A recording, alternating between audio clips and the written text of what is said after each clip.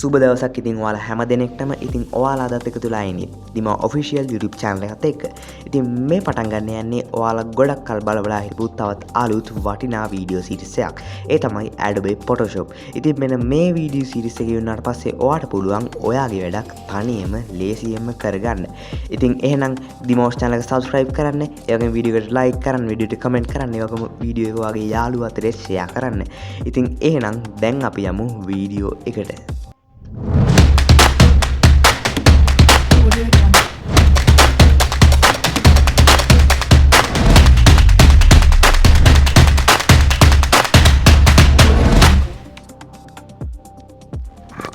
හරි ඉතින් අපි ඉස්සලාම Photoshop open කරාට පස්සේ මෙන්න මේ විදිහේ වීඩියෝ එකක් තමයි බලා ගන්න පුළුවන් වෙන්නේ. ඉතින් මෙතන මේක පරණ version එක නැති වෙන්න පුළුවන්. ඉතින් මෙතන create new දුන්නම අපිට පුළුවන් new document එකක් හදා ගන්න. ඉතින් මේක පරණ version එක නැහැ කිව්වනේ. ඉතින් අපිට පුළුවන් file වලට ගිහිල්ලා new කියන click කරන්න. එතකොට අපි මෙන්න මේ වගේ window එකකට switch වෙනවා. ඉතින් මෙතනින් පුළුවන් අපිට size එක වගේ දේවල් තෝරන්න. ඉතින් මෙතන name එකට ඔයා කැමති නමක් දෙන්න පුළුවන්. ඊට පස්සේ මෙතන width එකයි height එකයි ඉල්ලනවා. සාමාන්‍ය example එකක් විදිහට අපි Instagram page post එකක් එහෙම නැත්නම් Facebook post එකක් හදනවා කියලා. එතකොට අපිට පුළුවන් height එක 1920යි width එක 1920යි වගේ select කරන්න. එහෙම නැත්නම් ඔයා YouTube thumbnail එකක් හදනවා නම් ඔයාලට පුළුවන් width එක 1920යි height එක 1080යි වගේ ප්‍රමාණයකට දෙන්න. ඊට පස්සේ මෙතනින් unit එක අහනවා. unit එකට ඔයාලට පුළුවන් centimeters millimeters හරි pixel හරි දෙන්න. ඊට පස්සේ අපි ගොඩක් වෙලාවට digital work එකක් කරද්දී පාවිච්චි කරන්නේ pixel. ඊට පස්සේ මෙතන අහනවා landscape the portrait ද කියලා. ඉතින් ඔයා හරි 4 එකක් නම් හදන්නේ ඔයාට පුළුවන් ඔයාට මේක මග හරින්න පුළුවන්. ඊට පස්සේ මෙතන resolution එක අහනවා. resolution සාමාන්‍යයෙන් Facebook එකක් හරි Facebook post එකක් හරි YouTube thumbnail එකක් හරි අතද්දී අපි මෙතනට 300 කියලා දෙන්න ඕනේ. ඊට පස්සේ මෙතන color profile එක අහනවා. ඉතින් මෙතන අපි select කරලා working RGB කියන එක අනිවාර්යයෙන්ම දෙන්න ඕනේ. මොකද අපි social media platform එකේ යමක් කරද්දී working RGB අනිවාර්යයෙන්ම දෙන්න ඕනේ. ඊට පස්සේ මේ ටික තමයි මේ window එකේදී අපිට කතා කරන්න තියෙන දේවල්. ඊට පස්සේ මෙතන create දීලා අපි enter button එක press කරාම අපිට new document එකක් හදා ගන්න පුළුවන්. ඉතින් අපි දැන් කතා කරමු Photoshop interface එක ගැන. interface එක ගැන කතා කරද්දී ඔයාලට පේනවා මෙන්න මේ උඩම තීරුවේ බලා ගන්න පුළුවන් menu bar එකේ ඒවට පුළුවන් file වල new document එකක් හදා ගන්නට. එහෙම නැත්නම් menu bar එකේ පෙන්වන්නේ Photoshop වලට ආවේනික වෙච්ච icon. ඊට පස්සේ මෙන්න මේ දෙවෙනි තීරුවෙන් අපිට පෙන්නනවා option bar එක. option bar එකෙන් mainly වෙන්නේ මෙන්න මේ වම් අත පැත්තේ තියෙන tool bar එකට අදාළ වෙච්ච option තමයි option bar එකෙන් mainly වෙන්නේ. අපි නිකනට අපි mouse tool එක ගත්තොත් අපිට පුළුවන් වෙනවා බලා ගන්න option bar එකේ ඒකට අදාළ වෙච්ච icons පෙන්වනවා. අපි mark tool එක ගත්තොත් එහෙමයි. lasso tool එක ගත්තොත් lasso tool එකට අදාළ වෙච්ච icons ඔයාලට බලා ගන්න පුළුවන්. ඊට පස්සේ මේ සුදු පාට කොටුවෙන් තමයි පෙන්වන්නේ අපේ ප්‍රධානම workstation එක. ඊට පස්සේ මෙන්න මේ පැත්තේ දකුණු පැත්තේ තියෙනවා ඔයාලට බලා ගන්න පුළුවන් මෙන්න මේ දකුණු පැත්තේ තියෙනවා lay panel එක.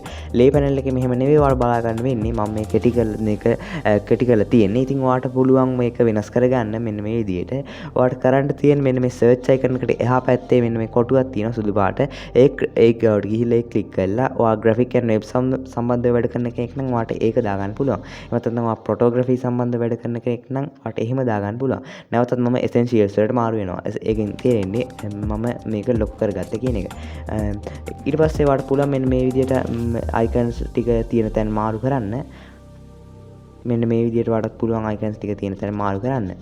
හරි අපි දැන් කතා කරමු කොහොමද Photoshop එකට ෆොටෝ එකක් ඇඩ් කරන්න කියලා. ඉතින් ඔයාලට සරලවම කරන්න තියෙන්නේ ඔයාගේ ෆොටෝ එකේ තියෙන ෆෝල්ඩර් එකට ගිහිල්ලා ඔයාගේ ෆොටෝ එක drag and drop කරගන්න තියෙන්නේ. කියන්නේ ඔයාගේ ෆොටෝ එක ඇදලා සුදු පාට මේ ලේ උඩ අතහරින්න තියෙන්නේ. ඉතින් මේ විදිහට අතහැරියට පස්සේ ඔයාලට පේනවා ඇති මෙන්න මේ විදිහට resize කරගන්න icons ටිකක් පෙන්නනවා. ඔයාලට ඕන නැත්නම් මේක enter key එක press කරලා මේකෙන් නිකම්ම enter key එක press කරලා මේකෙන් නිකම්ම අයින් වෙන්න පුළුවන්.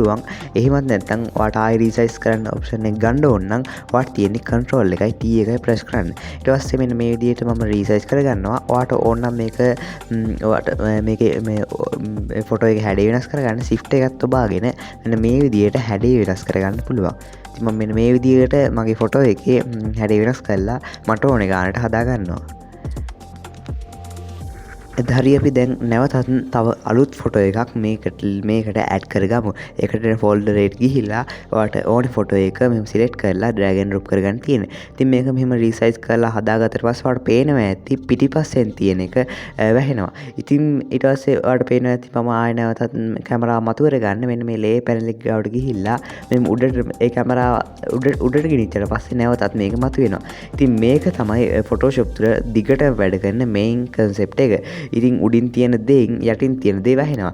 ඉතින් මේක තමයි අපි මාකි ටූල් එක පාවිච්චි කරන්නේ. ඉතින් මම මාකි ටූල් එක ගැන ඔයාලට මුලින්ම අවබෝධයක් ඇති කරන්න බ්‍රෂ් ටූල් එක පාවිච්චි කරනවා. ඉරේසර් ටූල් එක පාවිච්චි කරනවා. ඉරේසර් ටූල් එකේ ෂෝට්කට් එක තමයි E. ඉතින් ඉරේසර් ටූල් එක මෙහෙම සිලෙක්ට් කරලා ඔයාලට අපි මෙහෙම මකන්න ගත්තට පස්සේ ඔයාලට පේනවා ඇති අර පිටිපස්සෙන් තියෙන රූපේ නැවතත් මතුවෙනවා. ඊට පස්සේ ඉදිරිය තියෙන රූපේ නැවතත් ඉබේම නැති වෙනවා. ඉතින් මෙන්න මේ විදිහට මැකුවට පස්සේ අපිට එකම විදියයි මේක රිකවර් කරන්න තියෙන්නේ. Control Z ගැහුවම විතරයි මේක රිකවර් කරගන්න පුළුවන්. ඉතින් ඒකට තමයි masking කියන ෆීචර් එක අපිට පාවිච්චි කරන්න පුළුවන්. ඉතින් ඒකට අපි ඉස්සෙල්ලාම කරන්න ඕනේ මෙන්න මේ layer panel එක යටට ඇවිල්ලා add layer mask කියන එක ක්ලික් කරන්න ඕනේ. ඊට පස්සේ ඔයාලට පේනවා මෙන්න මේ විදිහේ සුදු පාට empty layer එකක් හැදෙනවා.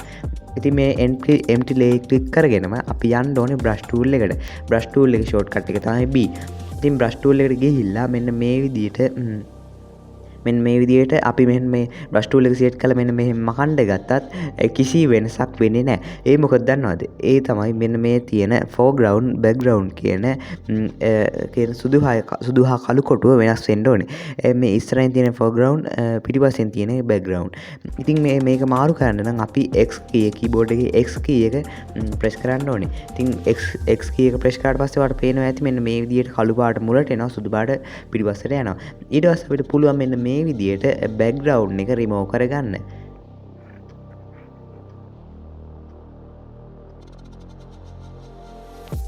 ඉතින් අපි මෙන්න මේ විදිහට බෑග්ග්‍රවුන්ඩ් එක රිමූව් කරගමු. ඉතින් ඔයාලට පුළුවන් මේකෙන් සම්පූර්ණ රූපෙ උනත් මකලා අර පිටිපස්සෙන් තියෙන රූපෙ උඩට ගන්න. එතකොට දැන් ඔයාලට ආයෙත් මේක මේ මාරු කරගන්න ඕනේ කියලා. එතකොට ඔයාලට කරන්න තියෙන්නේ නැවතත් X key එක ප්‍රෙස් කරලා සුදු පාට උඩට අරගෙන මෙන්න මේ විදිහට හදාගන්න පුළුවන්. ඔයාලට දැන් මේක සයිස් එක වෙනස් කරන්න ඕන නම් ඔයාලට පින්තූරේ රයිට් ක්ලික් කරලා ඔයාලට පුළුවන් මේක සයිස් එක හාර්ඩ්නස් එක වගේ දේවල් වෙනස් කරගන්න. ඉතින් මේකෙන් ඔයාලට පුළුවන් බෑග්ග්‍රවුන්ඩ් එක උනත් රිමූව් කරගන්න. ඒකට වගේ අතහුරු වෙලා තියෙන්න ඕනේ. ඉතින් මෙන්න මේ විදිහට අපිට පුළුවන් බෑග්ග්‍රවුන්ඩ් එක උනත් රිමූව් කරගන්න.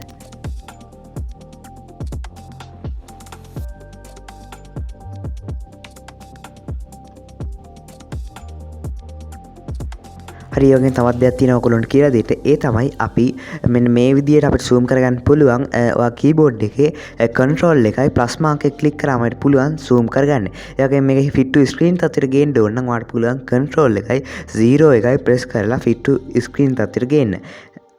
හරි දැන් අපි කතා කරමු background removing ගැන. ඉතින් ඒකට ඔයාලට කරන්න තියෙන්නේ මේ selector එකට ගිහිල්ලා select and mask click කරන්න. ඉතින් මේක පරණ version වල නැහැ. පරණ version වැඩ කරන්නේ නැති හින්දා ඔයාලට පුළුවන් මෙන්න මේ තුන්වෙනියට lasso tool එක select කරලා ඒකේ තුන්වෙනියට තියෙන magnetic lasso tool එක select කරගන්න. එතකොට ඔයාලට මෙන්න මේ විදිහේ එකක් ඔයාලට බලා ගන්න පුළුවන්. ඊට පස්සේ ඔයාලට control එක plus mark එක select කරලා මේක zoom කරගෙන ඔයාලට ඕනේ ගානට මේක background එක remove කරගන්න පුළුවන්. ඔයාලට මේක එහෙම යන්න ඕන ස්පේස් බාර් එක ක්ලික් කරන්න. එතකොට ඔයාලට පුළුවන් මේ විදිහ අතක් ඇවිල්ලා ඔයාලට එහෙම යන්න පුළුවන්. ඔයාලට දැන් මේක කරන්න තියෙන්නේ එක ඩොට් එකක් තියන්න. ඊට පස්සේ මවුස් එක ක්ලික් කරන්නේ නැතුව ඔයාගේ බෑග්ග්‍රවුන්ඩ් එක රිමූව් කරන්න තියෙන රූපේ වටේ නිකම්ම ඇදගෙන යන්න. එතකොට හදිස්සියේ ඔයාලට මෙහෙම පිටට ගියොත් ඔයාලට කරන්න තියෙන්නේ ඔයාලට බෑක් ස්පේස් එක ක්ලික් කරන්න. ඉතින් බෑක් ස්පේස් එක ක්ලික් කරාට පස්සේ මෙන්න මේ විදිහට නැවතත් තිබ්බ තත්ත්වයට අපිට ගන්න පුළුවන්.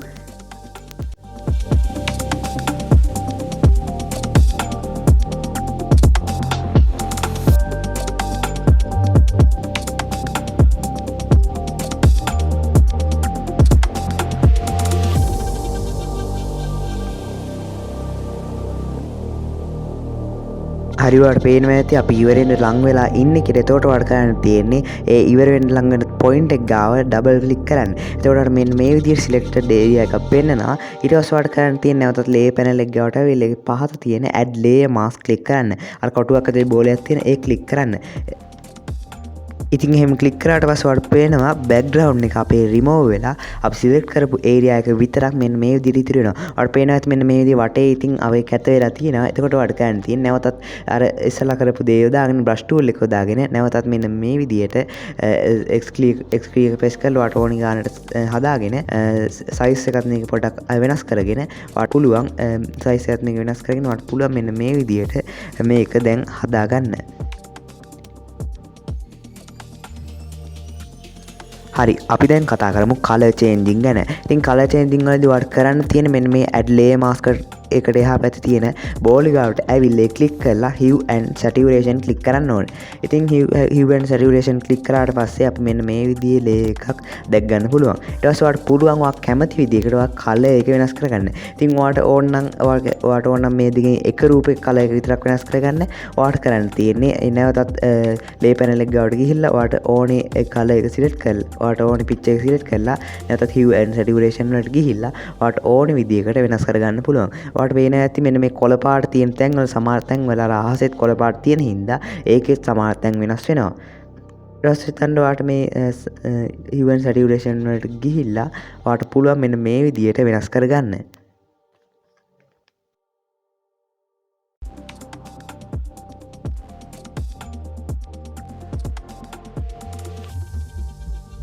හරි අපි දැන් කතා කරමු මේක සේව් කරන්නේ කොහොමද කියලා. එතන සරලවම මට කරන්න තියෙන ෆයිල් වලට ගිහිල්ලා save copy කියන එක සෙට් කරන්න. ඔයාලා සමහරට ඔයා පරණ version එකක් පාවිච්චි කරන්න පුළුවන්. එතකොට මේක නැති වෙන්න පුළුවන්.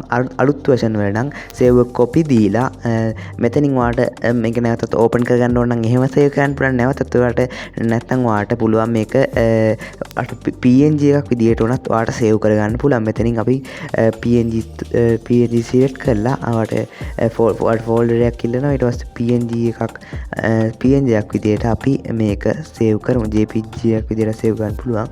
මම PNG එකක් විදිහට සේව් කරනවා. ඊට පස්සේ මෙතනින් සේව් දෙනවා. ඊට පස්සේ මෙතන ඕකේ දුන්නාට පස්සේ අපිට අපේ මෙන්න මේ ප්‍රොඩක්ට් එක අපේ ප්‍රොජෙක්ට් එක නිකම්ම සේව් වෙනවා. හරි ඉතින් අපි දිගට මෙන්න මේ වගේ සීරීස් ගොඩක් ගේනවා. Photoshop ගැන Premiere Pro ගැන වගේ ගොඩක් දේවල් අපි ඊළඟටත් කතා කරනවා. ඉතින් එතකන් සුබ දවසක් හැම දිනකටම. ඔයාලා තවමත් Dheema channel එක subscribe කරලා නැත්නම් දැන්ම subscribe කරන්න. ඒ වගේ වීඩියෝ එකට like කරන්න. ඒ වගේ වීඩියෝ එකට comment කරන්න. ඉතින් ආයෙත් දවසක ආයෙත් හමු වෙමු. තවත් අලුත් වටිනා වීඩියෝ එකකින් හමු වෙමු. සුබ දවසක්.